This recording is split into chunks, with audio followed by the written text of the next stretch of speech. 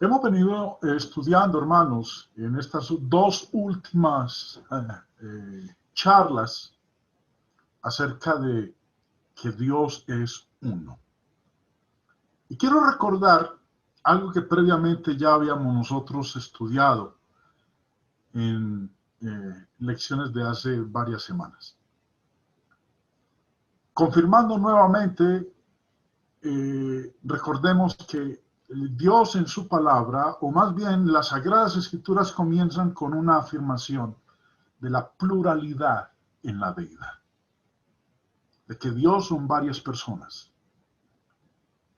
El primer verso de la Biblia así lo enseña, aun cuando lo leemos en español no nos suena en plural. Génesis 1:1 dice, en el principio creó Dios los cielos y la tierra. Ya habíamos nosotros estudiado que la palabra Dios viene de este término hebreo y que acorde al diccionario del señor Strong dice que es plural.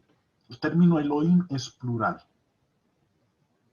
Ahora, también el señor Matthew Henry en su comentario sobre Génesis 1:1 nos decía que el término hebreo es Elohim, que insinúa la pluralidad de personas en la deidad. El Padre, el Hijo y el Espíritu Santo. Este nombre plural de Dios en hebreo, que habla de él como de muchos en uno.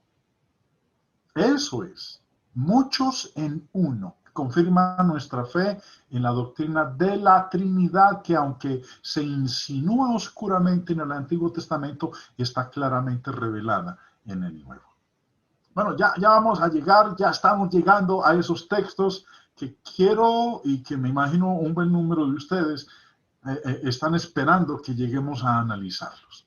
También, señor Alan Clark, en su comentario bíblico, dice de Génesis 1:1, la palabra original Elohim, Dios, es ciertamente la forma plural de El o Eloa, y durante mucho tiempo se ha supuesto por los hombres más sabios y eminentemente piadosos que implica una pluralidad de personas en la naturaleza divina. Sigue diciendo él, tampoco son los cristianos los únicos en la recepción de esta doctrina y en derivarla de las primeras palabras de la revelación divina. Un eminente rabino judío, Simeón ben Joachi, en su comentario sobre la sexta sección del Levítico, tiene estas palabras notables. Vengan y vean el misterio de la palabra Elohim. Hay 3 grados, y cada grado por sí solo. Sin embargo, a pesar de que todos son uno y unidos en uno, no están divididos el uno del otro. Ahora, recordando lo que habíamos leído previamente en el comentario del señor Clark, vuelve y le dice, la palabra original Elohim, Dios, es ciertamente la forma plural de El o Eloa, y durante mucho tiempo se ha supuesto por los más sabios y eminentemente piadosos que implica una pluralidad de personas en la naturaleza divina. Lo que vamos a ver a continuación, hermanos, es algo que quiero que recordemos, porque cuando leemos ahí en Génesis 1:1, en el principio creó Dios, vemos que en el resto del contexto, en Génesis capítulo 1 y también los que siguen, la pluralidad de personas está envuelta en el nombre Elohim o Dios en Génesis 1. Y eso es algo que queda corroborado porque a medida que seguimos en la lectura, el sustantivo Dios está expresado por el pronombre en su forma plural. Recordemos esos textos. Génesis 1:26 nos muestra que cuando el verso 1 dice en el principio creó Dios, está hablando de varios. En el verso 26 habla Dios y dice, entonces dijo Dios, hagamos, dijo Dios, Elohim, plural, hagamos al hombre a nuestra imagen, plural, conforme a nuestra semejanza, plural. Vemos entonces que el mismo primer capítulo de la Biblia nos enseña que la deidad es una pluralidad de personas. También el capítulo 3 nos dice a nosotros, y dijo Jehová Dios. Recordemos que Dios es de Elohim, como estudiábamos en Génesis 1:1. Y dijo Jehová Dios, he aquí el hombre es como uno de nosotros. No dijo Jehová Dios, he aquí el hombre es como yo, singular. No, habló en plural. Dios es plural, que es lo que nosotros hemos estudiado en lecciones anteriores y que hoy estamos dando un repaso rápido para aquellos que no han estado en esas lecciones previas. Lo último que hemos venido estudiando nosotros es que Dios es uno. Y recordemos que el término uno en hebreo y en griego es traducido de dos términos diferentes. El uno plural y el uno singular. Y cuando habla aquí en Deuteronomio 6:4 de que Jehová, nuestro Dios, Jehová uno es, el uno aquí es el uno plural, el uno de unidad compacta, el uno de unidad compuesta. Y en Juan 10:30, el Señor dijo, yo y el Padre, uno somos. Yo y el Padre, uno somos. Y el término uno aquí quiere decir unión, concordia, porque es el equivalente en griego del término hebreo uno, como lo estudiamos en lecciones anteriores. Dios y Cristo son uno. Jesús lo dijo, yo y el Padre, uno somos. En Juan 17, el Señor le ora al Padre por sus discípulos. Y esto lo hace el día en que instituye la cena. Y orando por sus discípulos le dice al Padre, y ya no estoy en el mundo, mas estos están en el mundo y yo voy a ti. Padre Santo, a los que me has dado, guárdalos en tu nombre, para que sean uno, así como nosotros. Para que todos sean uno, como tú, oh Padre, en mí y yo en ti, que también ellos sean uno en nosotros, para que el mundo crea que tú me enviaste. La gloria que me diste yo les he dado, para que sean uno, así como nosotros somos uno. Yo en ellos y tú en mí, para que sean perfectos en unidad.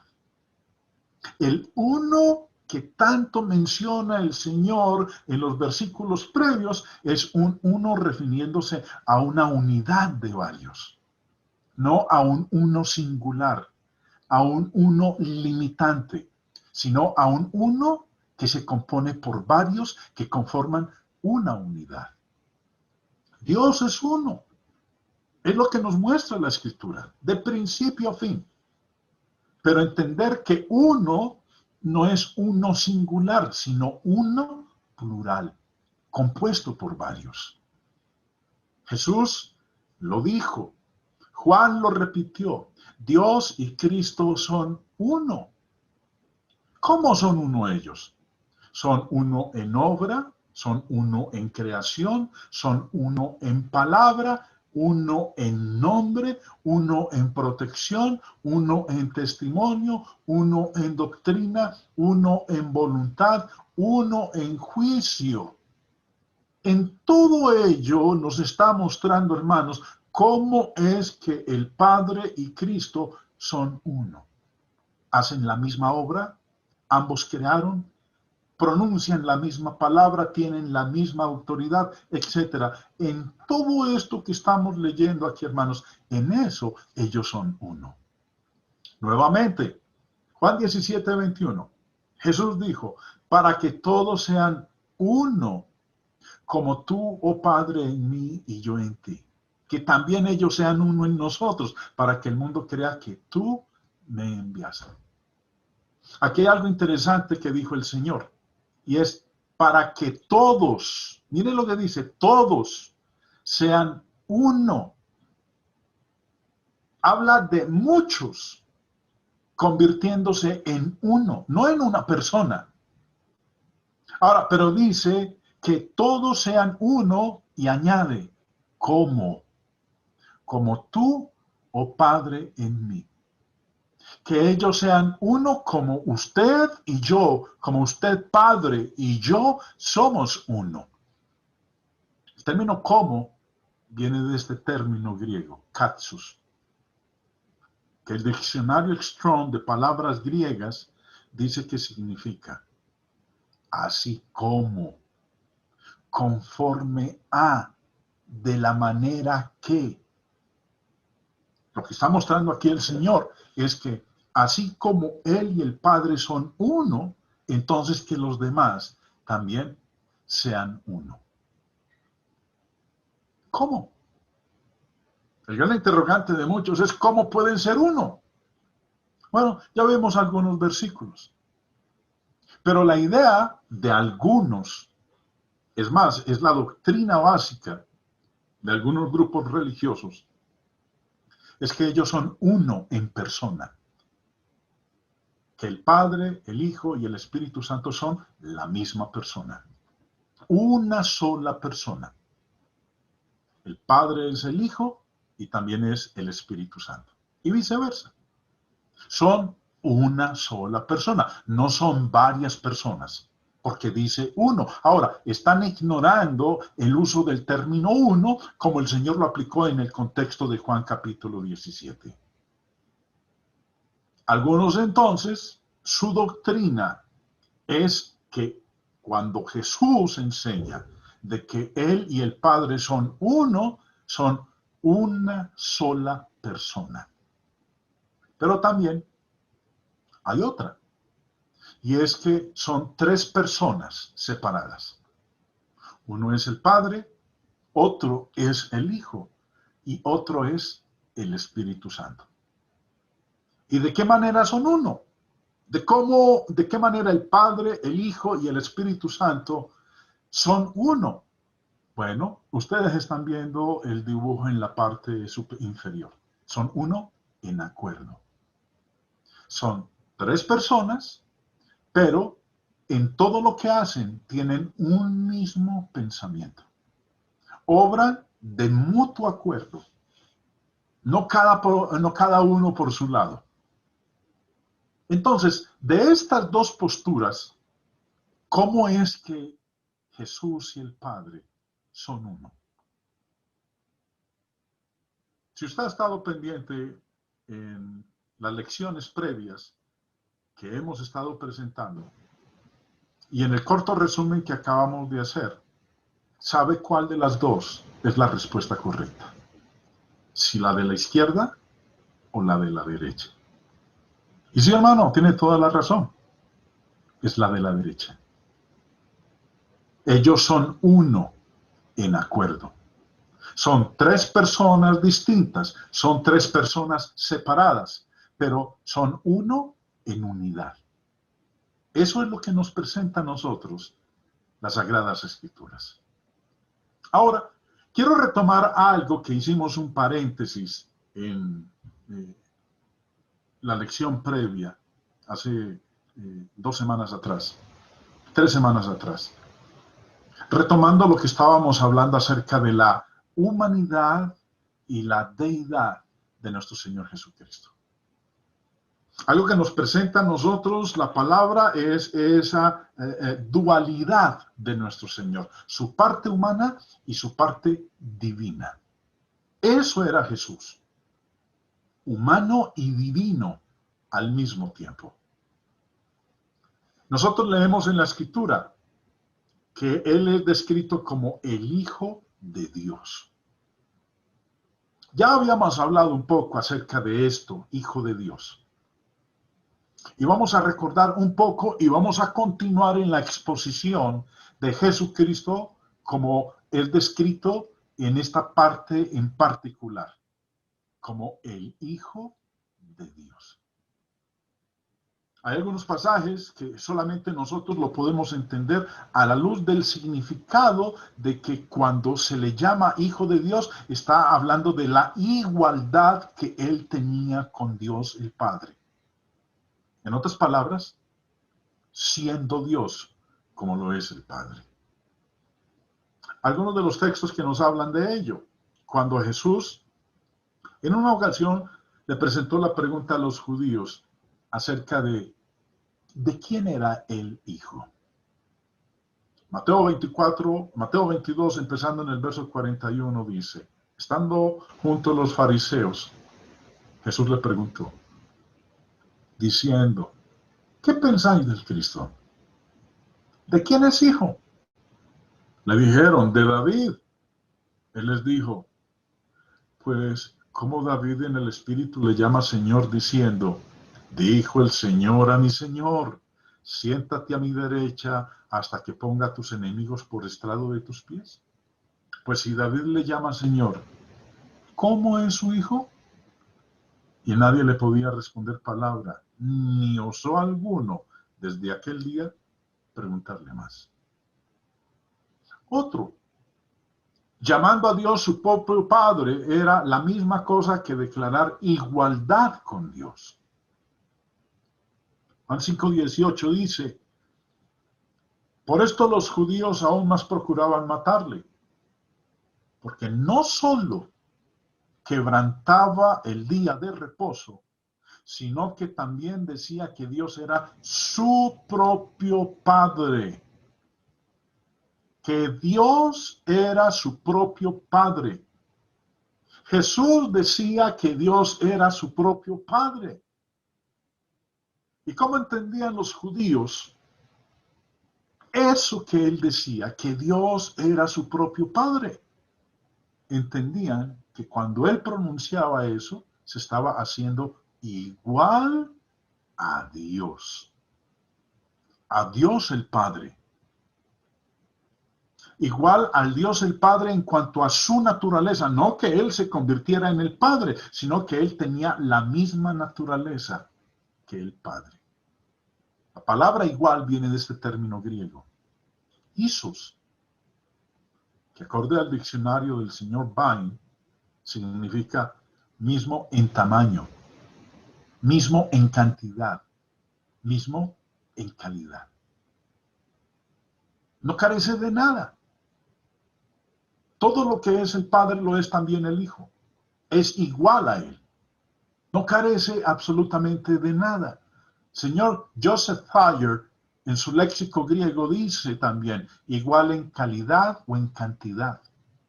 Declarar para uno mismo la naturaleza, rango, autoridad que pertenece a Dios. Eso era lo que Jesús entonces estaba declarando cuando decía que Dios era su propio Padre, haciéndose igual a Dios. Juan 5:23, Jesús dijo, para que todos honren al Hijo como honran al Padre. El que no honra al Hijo, no honra al Padre que le envió. Esto que Jesús está diciendo aquí va a colocar y ya está colocando a muchas personas en dificultades con el Padre. Porque ¿qué reclama Jesús aquí? Que lo honren a Él como honran al Padre. La palabra como viene de este término griego, kathos, que el señor Thayer en su léxico dice que significa acorde como, exactamente como, así como. En otras palabras, si yo honro al Padre como Dios, de la misma manera tengo que hacerlo con el Hijo. Si yo honro al Padre como el Creador, de la misma manera tengo que hacerlo con el Hijo. Todo lo que yo haga como honra al Padre, eso también debo hacerlo con el Hijo. Juan 10 es una disertación bastante extensa con los judíos, debido a esto que estamos hablando. Empieza diciendo en el verso 24, y le rodearon los judíos y le dijeron, ¿hasta cuándo nos turbarás el alma? Si tú eres el Cristo, dínoslo abiertamente. Jesús entonces les dice, yo y el Padre. Ustedes me están preguntando acerca de quién soy. Bueno, yo les voy a decir quién soy. Yo soy uno que está en igualdad con el Padre. Soy una unidad con el Padre. Yo y el Padre, uno somos. Entonces los judíos, cuando escucharon eso, dice, volvieron a tomar piedras para apedrearle. Jesús le respondió, muchas buenas obras os he mostrado de mi Padre. ¿Por cuál de ellas me apedreáis? Le respondieron los judíos diciendo, por buena obra no te apedreamos, sino por la blasfemia. Eso que usted dice de que usted y el Padre son uno, eso es una blasfemia, porque usted, que es un hombre, porque lo que estamos viendo en usted es un hombre como nosotros, usted se está haciendo Dios. Jesús entonces les dice en el verso 36, al que Padre santificó y envió al mundo, vosotros decís, tú blasfemas porque dije, Hijo de Dios soy. Ahora, continuando con los pasajes que hablan de él como el Hijo, recordemos que solamente los podemos entender como una demanda de igualdad con Dios. Cuando él fue procesado ante el Sanedrín, hubo algo en la conversación en todo ese proceso. Leyendo ahí en Juan 20, verso 70 en adelante, declara. Dijeron todos, ¿luego eres tú el Hijo de Dios? Y él les dijo, vosotros decís que lo soy. Entonces ellos dijeron, ¿qué más testimonio necesitamos? Porque nosotros mismos lo hemos oído de su boca. ¿Qué oyeron de su boca? Pues que él era el Hijo de Dios, no un hijo de Dios. Porque la pregunta que le hicieron a él fue ahí en el verso 70 es, ¿eres tú el Hijo de Dios? No le preguntaron, ¿eres un hijo de Dios? Yo soy un hijo de Dios. Jaime Restrepo, quien les habla, es un hijo de Dios, no es el Hijo de Dios. Usted, mi hermano que me está escuchando, usted también es un hijo de Dios. Usted no es el Hijo de Dios, solamente hay uno que era el Hijo de Dios, al que le hicieron la pregunta aquí en Juan capítulo 20. ¿Y cómo respondió él? ¿Lo negó? No, lo afirmó. Él dijo, sí, Señor, yo lo soy. Vosotros decís que lo soy. Así es, yo soy el Hijo de Dios.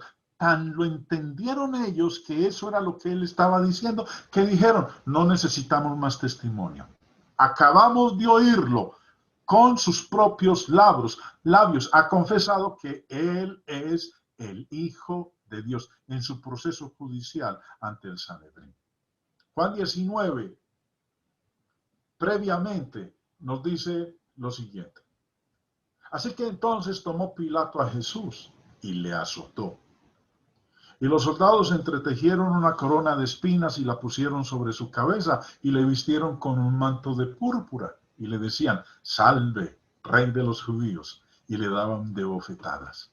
Entonces Pilato salió otra vez y les dijo, mirad, os lo traigo fuera para que entendáis que ningún delito halló en él.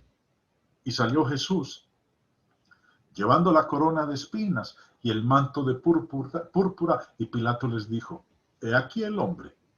Cuando le vieron los principales sacerdotes y los alguaciles dieron voces diciendo, crucifícale, crucifícale. Pilato les dijo, tomadle vosotros y crucificadle, porque no hallo delito en él. Y mire lo que ocurre en el verso 7. Los judíos le respondieron, nosotros tenemos una ley, y según nuestra ley debe morir, porque se hizo a sí mismo Hijo de Dios. ¿Por qué tenía que morir? Que porque se hizo a sí mismo Hijo de Dios. Yo soy un hijo de Dios. Pero por eso a mí no me van a matar.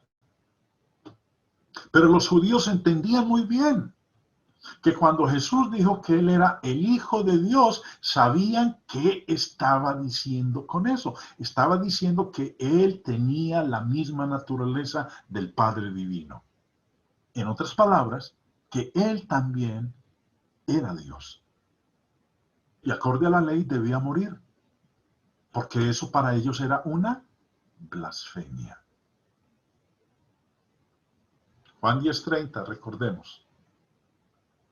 Le respondieron los judíos diciendo, por buena obra no te apedreamos, sino por la blasfemia, porque tú siendo hombre, te haces Dios. Previamente habíamos leído en Juan 20 cuando él estaba ante el Sanedrín y que le hicieron la pregunta en el verso 70, ¿eres tú el Hijo de Dios? Y él les dijo, vosotros decís que lo soy. Y entonces ellos dijeron, ¿qué más testimonio necesitamos? Porque nosotros mismos lo hemos oído de su boca. Ha blasfemado.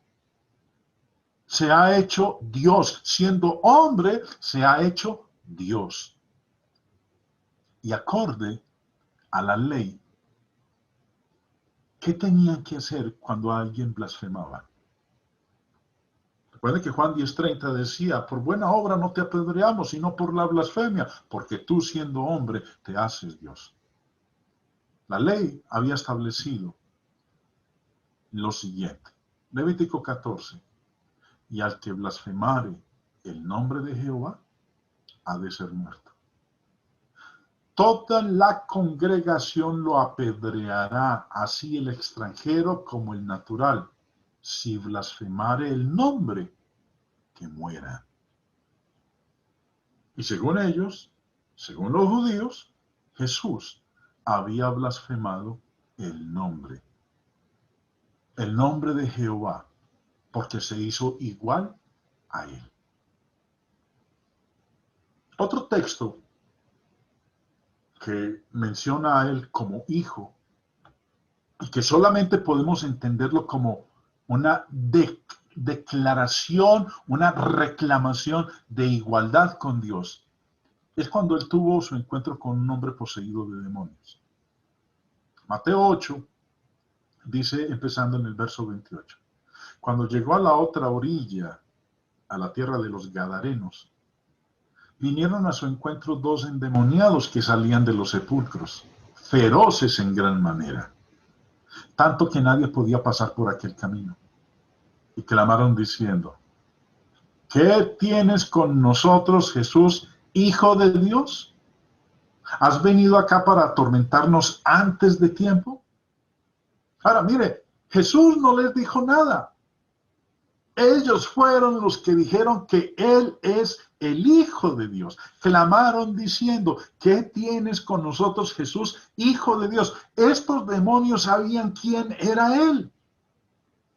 Le dijeron, Jesús, Hijo de Dios. Jesús ni siquiera ha pronunciado una palabra, pero cuando ellos lo vieron, se acercaron a Él, le dijeron, Jesús, Hijo de Dios. ¿Cómo sabían ellos que Él era el Hijo de Dios? Bueno, eran demonios. Su existencia en el mundo de los espíritus, sabían ellos quién era Jesús, el Hijo de Dios. Cuando Pedro anduvo sobre el agua, Mateo 14 nos habla de ese evento y cómo culminó al final. Además, recordemos, empezando en el verso 24, y ya la barca estaba en medio del mar, azotada por las olas porque el viento era contrario. Mas a la cuarta vigilia de la noche, Jesús vino a ellos andando sobre el mar. Y los discípulos, viéndole andar sobre el mar, se turbaron diciendo, ¡un fantasma! Y dieron voces de miedo. Pero enseguida Jesús les habló diciendo, tened ánimo, yo soy, no temáis. Entonces les respondió Pedro y dijo, Señor, si eres tú, manda que yo vaya a ti sobre las aguas. Y él dijo, ven. Y descendiendo Pedro de la barca, andaba sobre las aguas para ir a Jesús. Pero al ver el fuerte viento, tuvo miedo. Y comenzando a hundirse, dio voces diciendo, Señor, sálvame. Al momento Jesús, extendiendo la mano, asió de él y le dijo, hombre de poca fe, ¿por qué dudaste? Y cuando ellos subieron en la barca, se calmó el viento. ¿Y qué sucedió cuando él sube a la barca? Mire lo que ocurrió, versículo 33. Entonces los que estaban en la barca vinieron y le adoraron, diciendo, verdaderamente eres Hijo de Dios. No dijeron, eres un hijo de Dios. Le dijeron, eres hijo de Dios. Eres hijo de Dios. Eso fue lo que ocurrió. Le adoraron. Recuerden, solo se puede adorar al Creador, no se puede adorar a una criatura. Y ellos cuando le adoraron, Jesús no los reprendió, Jesús no les dijo, deténganse muchachos. Recuerden, por ejemplo, cuando Cornelio, Pedro entra en su casa, lo primero que hizo fue postrarse ante él y adorarlo. ¿Y qué hizo Pedro con él? Le dijo, levántate porque yo mismo soy hombre. O cuando Juan, allá en Apocalipsis, quiso adorar al ángel que le estaba dando la revelación, el ángel le dijo, no lo hagas, yo soy consiervo tuyo. Adora a Dios. Pero aquí en el caso de Jesús, Él no detuvo, no reprendió, no les impidió a sus discípulos que lo adoraran. ¿Por qué? Porque Él verdaderamente era el Hijo de Dios. Hermanos, hay más textos que nosotros podemos estudiar. Pero estos son los que hemos visto hasta aquí con respecto a Jesús como el Hijo de Dios. La parte divina. Estos textos que hemos leído en donde hablan de Él como el Hijo de Dios, hemos de entenderlo refiriéndose a su parte divina, al ser deidad. Pero hay otra expresión que encontramos nosotros en el Nuevo Testamento, en donde se habla de Él como el Hijo del Hombre o Hijo de Hombre, refiriéndose a su parte humana. De ella, mis hermanos queridos, vamos a estudiar en nuestra próxima lección. Ya hemos, hasta aquí, abordado bastantes pasajes en donde nos muestra a nosotros la unidad que hay entre el Hijo y el Padre. Hemos visto que Dios es uno, no un uno singular, sino un uno plural. Ya hemos visto lo que implica el que Jesús se haya declarado y llamado el Hijo de Dios. Ahora, en nuestra próxima lección, vamos a ver entonces lo que la Biblia nos enseña acerca de Jesucristo como el Hijo del Hombre, su parte humana. Continuando entonces, en esa lección siguiente, veremos la parte final de la deidad y la humanidad de nuestro Señor Jesucristo. Dios les bendiga, mis hermanos.